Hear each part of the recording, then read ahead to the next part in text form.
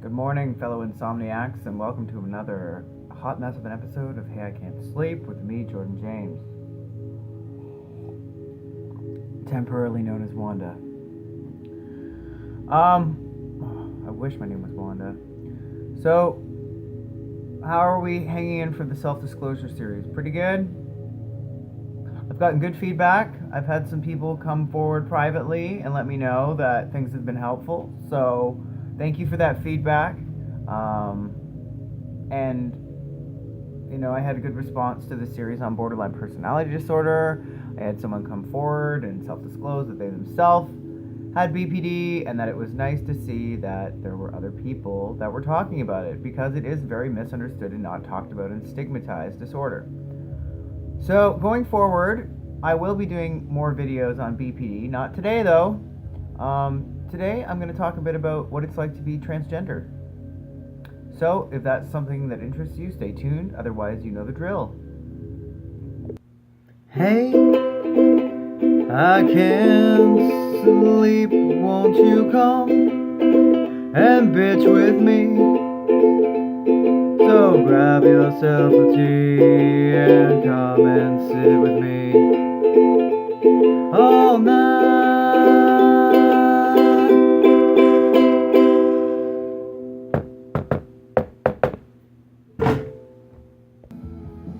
Are you serious? Is that really what he's got going on? Or she? I'm so sorry. What is it? Is it he? Is it she? I'm assuming it's he because you look like a man and it would make me uncomfortable to call you female. But I'm just curious. So are you like a man down there or like a woman down there? I'm not quite sure. I'm totally kind of freaking out right now. Why? Well, because I don't know. You look so manly and masculine, but you're telling me that you have a vagina? I'm so fucking confused. It's okay, we understand here on How I Can't Sleep. So you say that you're transgender? Well, don't freak out. It's okay. People are gonna try and change you. My name is Father Frank. You might remember me from other episodes. Talking about Samhain. Talking about Halloween. Today I've been asked to come here from the Vatican on my UFO to talk a bit about transgender. So, let's start with the definition of transgender. It's an adjective denoting or relating to a person whose sense of personal identity and gender does not correspond with their birth sex. It's so much more than that. And we can't speak for all our people. So it's important that you listen to this video, because this is one perspective, and maybe you'll come across another trans person with this perspective. But Jordan just asked me to come here to help support him, because there are all kinds of labels that we get placed in. I mean, even gender identity disorder, right? Or gender dysphoria, whatever they want to call us. You know, we're going to get labels. So, find support, find people that love you for you, that understand who you are, that want to learn about more who you are in a positive way. So, I hope this was helpful. Stay tuned. What? Are you telling me that you're gonna turn into a dude now? Are you kidding me? Jesus Christ, kid, I just got used to you being frickin' gay. So you come to me and you say you're a lesbian, and now you're a dude? Oh my god. No wonder I frickin' drink. How do I keep up with this shit? So, okay. Are you gonna get an operation? Hold on. You know what? I can't deal with it. So, okay.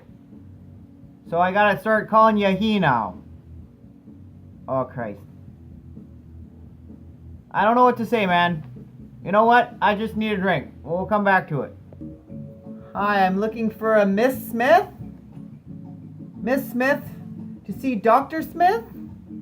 Oh, I'm so... Mr. Oh, you don't look like a miss. But it says here that you're a myth. You're trans what, sweetheart? Oh. Oh, you're a tranny. Okay, well, you know what? Come on back. My name's Kathy K, and I'm here to do your assessment. That's right. Come on back. Oh, you know what? Sorry about the mishap in the waiting room. You people know what it's like, right? I mean, you know, this is just going to be a point in your whole transition. So, I've got your chart here, and it's telling me that you want to have surgery. Well, okay. We can look at surgical options. It's important. Oh, you don't want to have bottom surgery? Well, but sweetie, why not? You're not going to be a real man unless you have the bottom plumbing done. You know what I mean? Well, you know what? I personally, we don't have a whole lot of experience here, but people like you often do better going into big cities. People like you, well, there's usually more care and there's more people like yourself. I know we're a small town and we do the best we can with what we've got, but I think, you know, if I had to request anything that might help you along your journey into being, you know, into the choices that you're making, you know, becoming who you choose to be, you decide you want to be a man, well, that's your decision. And just don't expect my tax dollars to pay for it. But you know what? Perhaps you should go on to Toronto or London or Montreal or somewhere else. All right. You know what? You have yourself a good day. So, are you like a lesbian? No. But you date women. Oh, okay. Oh, right, you're a boy. But you don't... I'm so confused. Transgender? Well, you're not a real boy. You want to come into our gay clubs? Well, you better make sure you have an M on your birth certificate before you come in. Well, it's preferable that, you know, this sort of thing is just a fetish, right? It's not possible to be with a trans man and be a gay man, is it? Yes, I think you're quite handsome, but, well, you know what? Right. Maybe I won't be so ignorant. Okay, fine, I'll listen to the video. I'm just saying, at the end of the day, don't you really just want to have your own group and do your own thing? No. Just, that's how I thought it should be. Holy smokes, right? It can be that way. But there's also a lot of positivity to being transgender. You know? You get to have different perspectives in your life. You know, you get to know what it's like to grow up one way and then be another way. You know, you get to look inside gender and dissect it the way that a lot of people don't get to, you know, and there is life out there for you. There are people who are going to accept you. But you know what? There are going to be people who aren't. And the reason why I did that in the video was to show what it's like sometimes. You know, you're already struggling to figure out kind of how to be who you are. And then you're matched with a lot of negativity, and it can make things really difficult. Recently, I was contacted by a mother of a child she has a daughter who's transitioning, wants to transition, and he's 9. Born she, but knows that he's a he, and wants to kind of know a bit about what it's like to be a trans man. You know, and it's hard for me because I know partially about what it's like to be a trans person who's like, you know, a child, but my transition got stunted because I wasn't allowed to be trans, and at the same time I didn't know what transgender was. I didn't even meet my first trans person until I was almost 25. So a lot of us who grow up feeling like we're in the wrong body, and in my case that's what it was like, I always knew that I was different. I always knew that I liked boy stuff over girl stuff.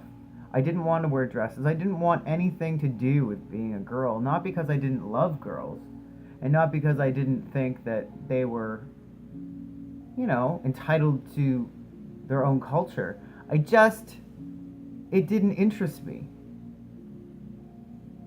It didn't interest me at all. It interested me peripherally, like it interested me in I wanted to be the boy with the girlfriend. I wanted to be James Dean. I wanted to be Elvis Presley, I wanted to be He-Man. I didn't want to be in a dress. I didn't want to be in pink. I didn't even want to be like, kind of like a hardcore kind of. I mean, you didn't really see a lot of tomboyish girls. I mean, you had Blair from The Facts of Life. But, once in a while, Alyssa Milano threw in a pair of jeans and got dirty. But I related to male characters because I was male. I knew it since I was old enough to remember that I'd always conducted myself as a man. So let's stop there because it's 10 minutes. And if you're still interested in hearing my story, stay tuned.